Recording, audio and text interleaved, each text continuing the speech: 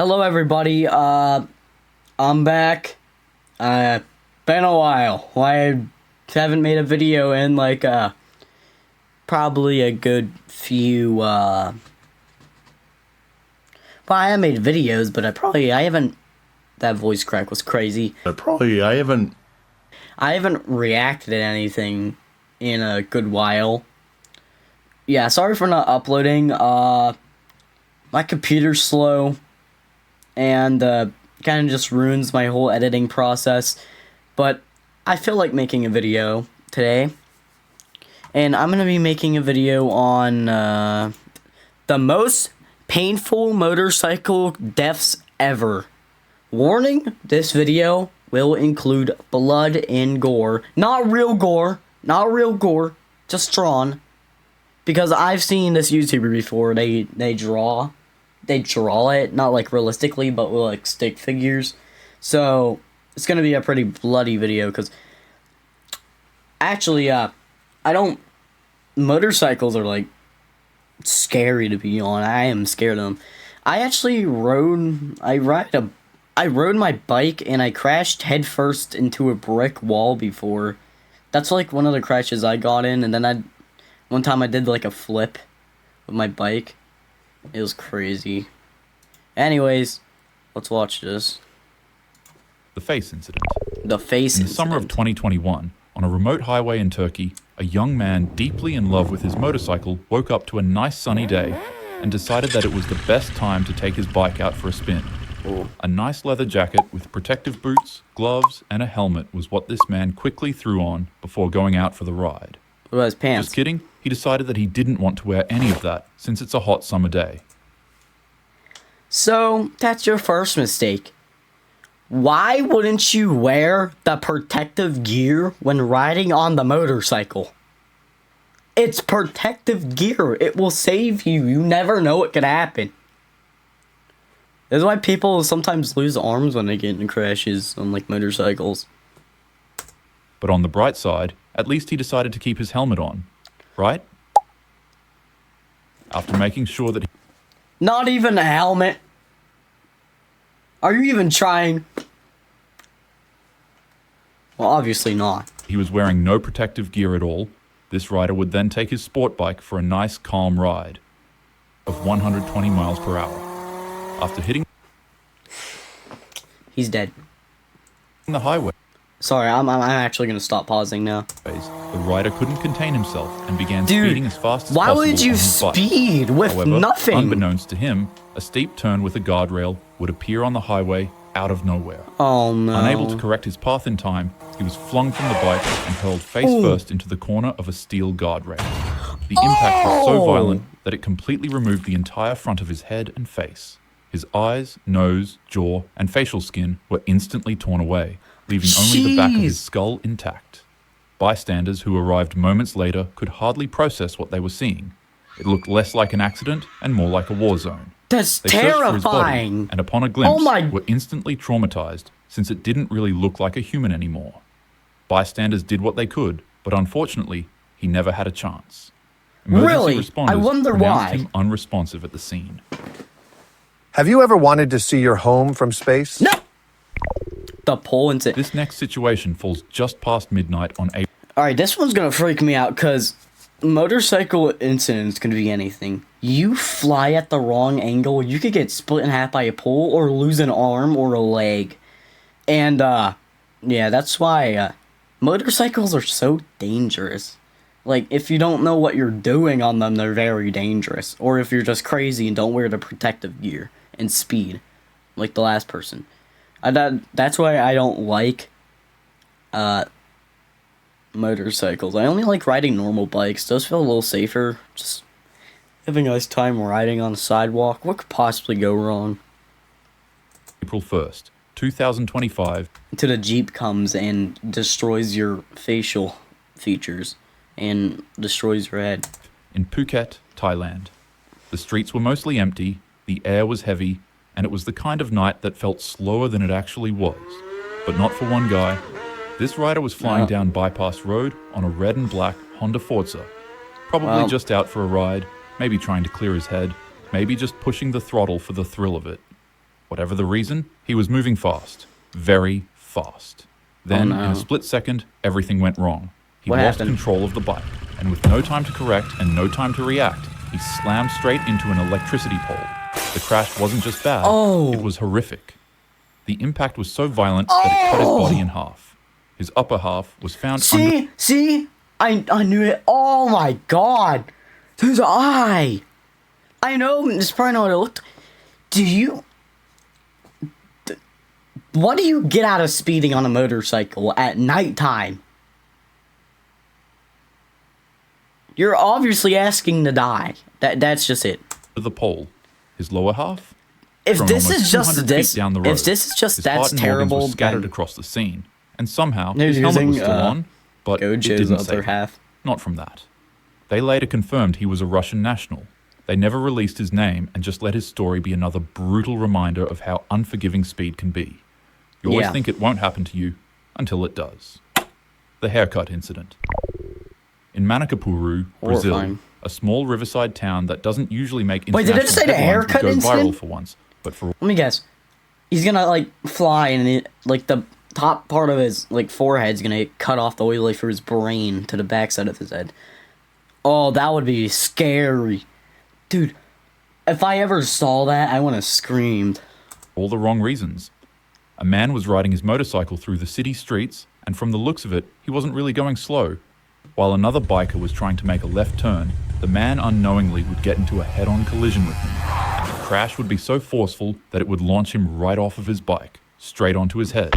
Oh, And he surprisingly, broke his the neck. accident wasn't too detrimental. He only suffered a couple of cuts and sprains to his body. That's what I would about say the if other he was wearing driver? a helmet. But once again, this rider decided Of course, to ride he's not without one. wearing one. So, instead, when he crashed and landed on his head, the force of the impact was so intense that it ripped the skin right off his scalp. Oh. It wasn't just a cut or a gash. His scalp was completely peeled back, exposing raw bone. And when I say raw bone, I literally mean that his skull, muscle, and the whole horrifying anatomy of a human head were exposed to the world. A lot of people were confused by the bizarre nature of the accident and couldn't really understand how it could happen to a person. Why wouldn't you ride on a motorcycle with no helmet? You need a helmet to be safe. That's the reason why they made them. They're not just look cool things that they save you. But horrifyingly enough, He probably it broke happens a his lot. neck from the impact. The injury is called degloving. Imagine the skin on your body being torn off like a glove. Probably not the best thing to imagine, but that's what doctors describe it as, and that's what happened to this man. Oh my The god. fire truck incident. On the 15 freeway in Rancho Cucamonga, California, a routine night drive turned into a deadly inferno, and it all started with a motorcyclist and a semi-truck. The exact reason? Dead. Instant death. If you're riding on your little motorcycle, yay, then you turn into the wrong lane on like an accident because you get distracted, and then the last thing you see before you die is a semi-truck. Just know that you probably lost every limb on your body. Isn't clear. No one knows if the biker swerved, miscalculated, or just didn't see the truck coming.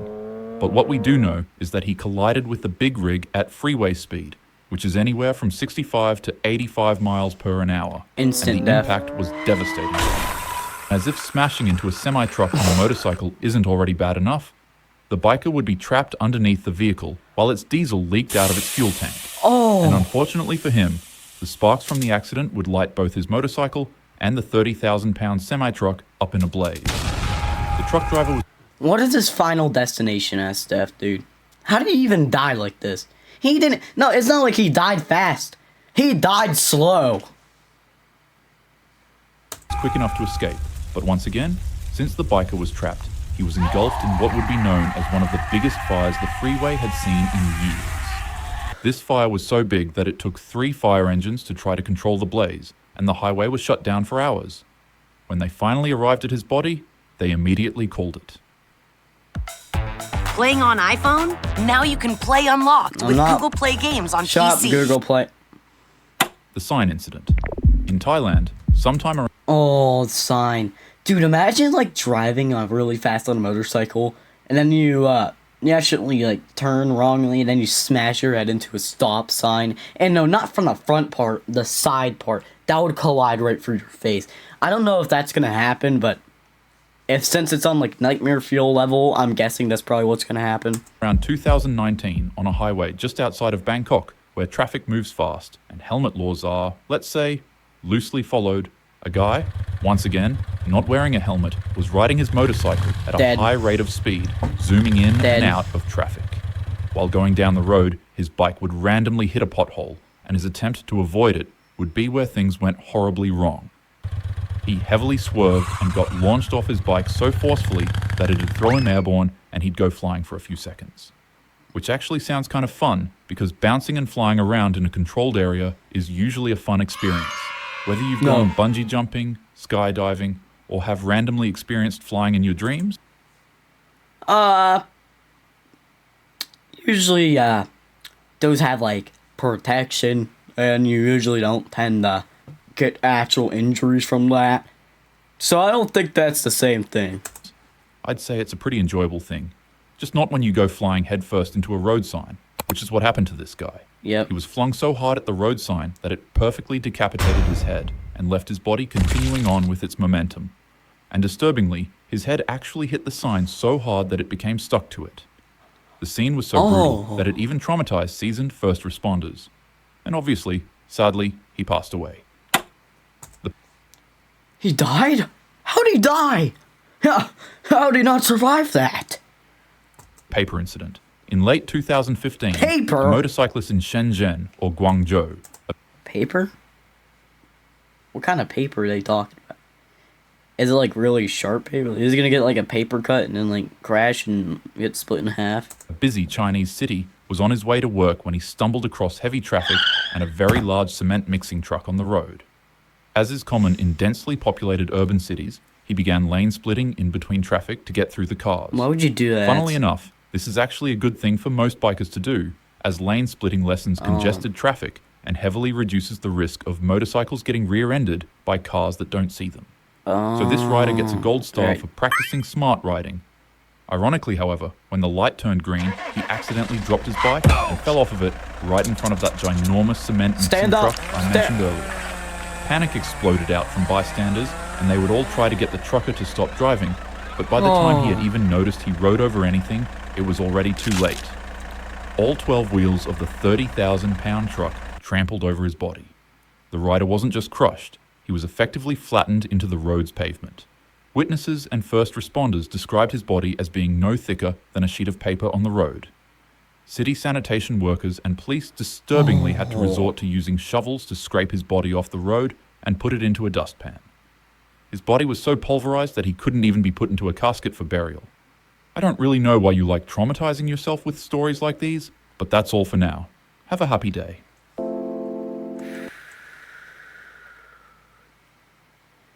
I want to watch another one because that one felt pretty short. So I'll watch another one. The most painful gym deaths. Now, I've never been at a gym yet. If that wasn't obvious, look at me. Look how fat I am. I have never been at a gym, but I've heard stories. And I don't know why you would want to lift like an 800-pound weight above your face and have no one help. Unless like you want them to help, but I know some people just don't do it with help for some reason. The gym's basically, you're stupid. If you act stupid, then you're actually just That's basically it. You mess up, and you have the worst luck in the world, just know that you're dead. The barbell incident. It was the early hours of a Tuesday morning in St. Charles, Missouri. The gym was entirely silent, and it was the kind of silent that only came when the world outside was asleep. At around 2:50 a.m., a young 23-year-old woman would be the only one in the gym finished. When do you go to the gym at 2:50 a.m.? I mean, unless, like, you have, like, a job in, like, the morning for, like, the day, and then, you're only free at nighttime. Wouldn't I just go to sleep instead? I don't know. Why would you just go to the gym at nighttime? That's kind of weird. Whatever, do what you want, I guess. What should have been just another workout. She was a paramedic, the kind of person used to helping people, saving lives, and bringing the injured to safety. The woman would step into a Smith machine and rack weight onto its barbell, and then she began squatting. Why would you do this? Oh. Oh, it's gonna break her spine. Oh no. it. The only issue was that the weight was too much for her. In the middle of her set, she began struggling. She tried hard to re-rack Just the drop weight, it. but no matter how hard she pushed, the bar wouldn't go up. Then, in an instant, her legs gave out. She lost balance and the heavy bar dropped with no spotter to catch her. The machine pinned her down, trapping her beneath the crushing weight. And unfortunately, since she was the only one in the gym, nobody was around to hear or see her struggle. For nearly half an hour, she laid pinned and crushed under the pressure of the weight before another gym member finally walked in and found her. But by then, it was already too late. The member tried to help and called 911, but by the time paramedics arrived, they couldn't do anything for her. Her co-workers at the Christian hospital remembered her as vibrant, full of energy, and always lighting up the room with her smile. Oh, that that's comment- sad. But that's like, you're literally asking for it. Why would you put on heavy weights on it when nobody else is there for you that no one else is there that can help? You're basically just, you're asking for death. That brightness was extinguished in a freak accident that lasted only seconds. Even in a place meant for health and strength, danger can hide in plain sight. If you're lifting heavy weights, It's dangerous everywhere. You never know what could happen. always remember to bring a partner. There's been a number of times where I've gotten trapped underneath weight without a spotter, but I was fortunate enough to have friendly passerbys help me out. So even if you don't have a partner to work out with, try to work out when the gym is active and has other people in it. May Yeah. this woman's soul rest in peace. The leg press incident. 8 years ago, in Vadodara, India, a middle-aged man walked inside of a gym for what should have been a normal workout. He moved from one exercise to another until he finally settled in front of the leg press machine, a piece of equipment built to test and improve raw lower body strength. The man began racking weight onto the machine until it was fully loaded with plates stacked heavy on both sides. I have a feeling that his legs are gonna fail with it and they're gonna break his legs and he's gonna die. I don't know. Ahmad climbed in, positioned his back against the pad, and began pressing. At first, everything seemed fine. Surprisingly, as his legs pushed the machine, the estimated 1,000 to 1,400 pounds he was leg pressing actually moved. But then came the moment of truth, re-racking the load. He tried to lock the machine and began struggling. In an instant, his legs buckled. The massive weight came crashing down, snapping his left leg backwards with a sickening crack. The gym floor filled with screams as people rushed toward the mangled machine, the horror of the injury plain for everyone to see. But, by some miracle, the man survived. Oh, my leg. Ah. I don't like leg injuries. Those hurt.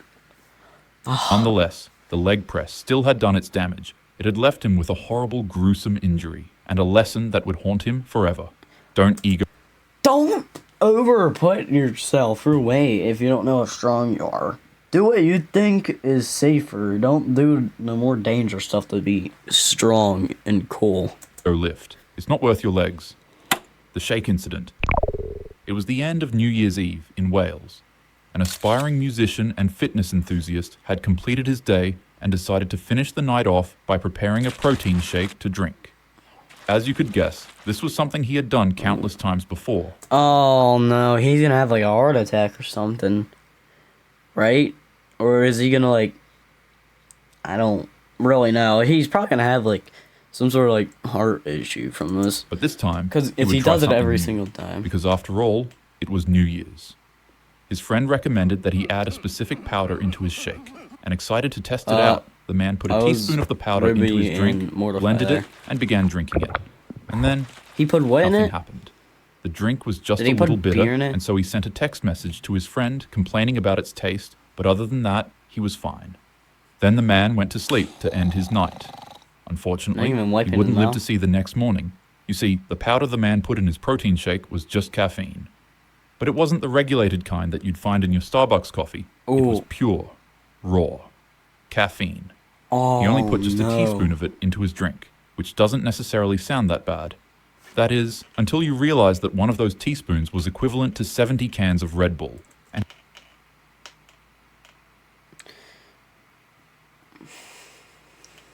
Just drink water. he just gulped it down in one sitting. The man shot up awake in a cold sweat. Almost immediately, his body began revolting.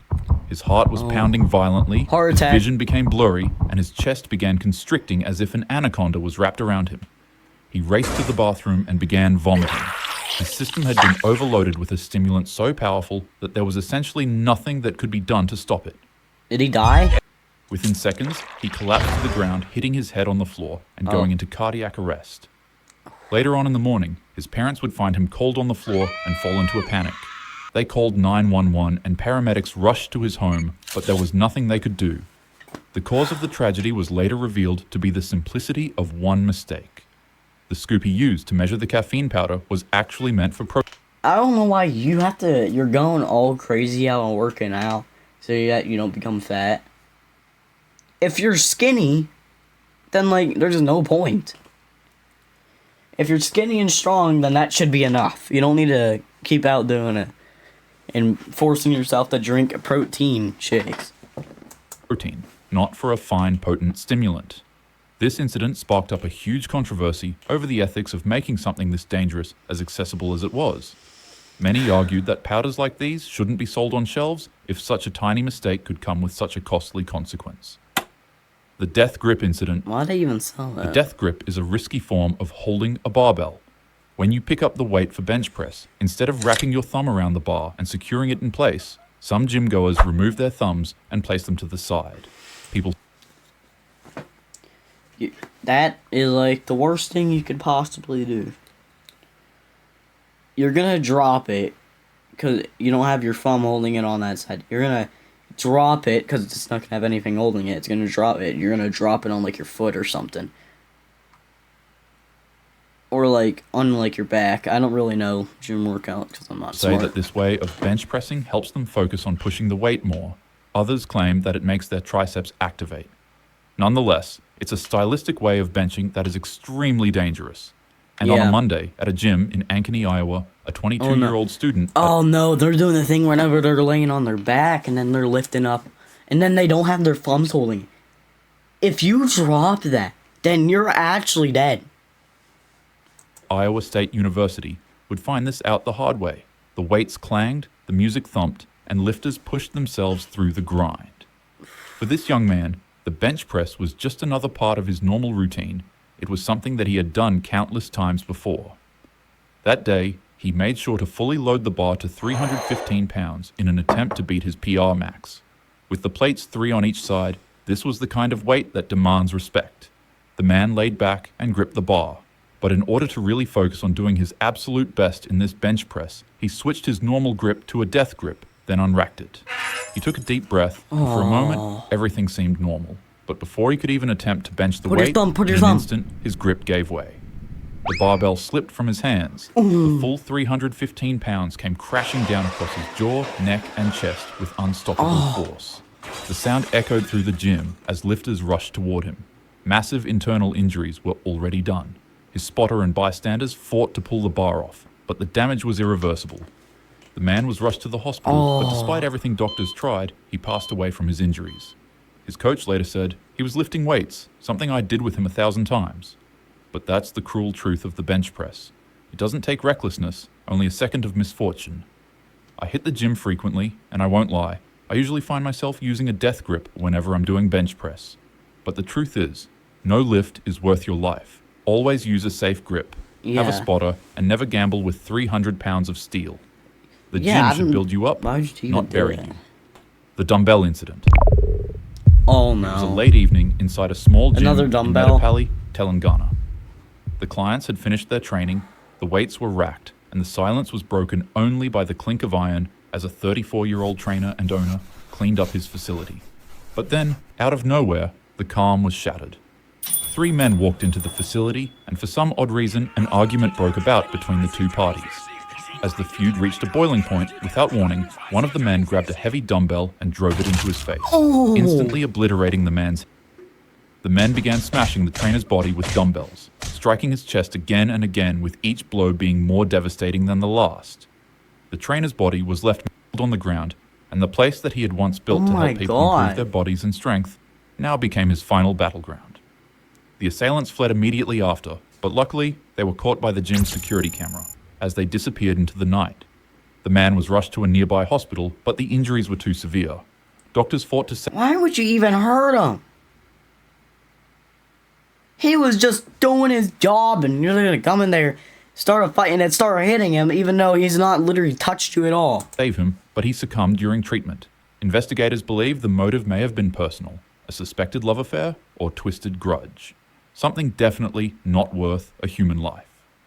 The tanning incident. On a quiet Friday evening, Oh, no. a 39-year-old Someone's gonna get Indianapolis man walked into a Planet Fitness on Hardigan Street. He checked in, went about his routine, and got ready to leave after finishing everything he needed to finish. But before he left, he decided to make a quick stop in the gym's tanning bed to give his skin a nice finish. It was quick. The man hopped into the tanning bed and was blasted by tanning lights for 10 minutes, left the gym, went back home, and slept happily ever Oh, he's gonna like skin poisoning or something. after. Except that's not what happened. You see, the man's car was left parked in the gym's lot it never left, and his family became extremely worried when he didn't return home for a day. One day turned into 3 days, and before you knew it, the truth finally came out. Hold on. The man Alright, this is the last one. Let's see what happens. on YouTube. It's speculated that the man had consumed some of the substance before slipping into the tanning bed. Oh no. And while the machine tanned his skin, he quickly realized that he had consumed too much of the illegal substance. He began convulsing while trying to escape the tanning bed, but it would be to no avail. For 3 whole days, the man would remain stuck inside with his body trapping the energy from the device's UV lights, causing him to become disfigured. Finally, a staff member of the Planet Fitness discovered his Jeez. body locked inside of the tanning bed. He had been there since Friday, alone, silent, and hidden in plain sight. Authorities were immediately called when they found him, and by the time police and investigators pieced it together, questions were everywhere. Why did it take so long for someone to find him? Why did no alarms go off? And was it really just the substance he consumed that caused him to become stuck in the tanning bed? His mother later confirmed he had been struggling with an addiction, but she still remembered him as the kindest person with the softest heart. The gym is where you shape yourself into the best version of who you can be. It's a place that builds not only strength, but also health and happiness. But none of that matters without safety. Safety always comes first. Train with a spotter when you can, pay attention to your muscles and joints if they warn you to slow down, and never load more weight than you're truly ready to handle. With that being said, have a happy day. Jeez, man, that must suck. Alright. Thanks for watching. Goodbye.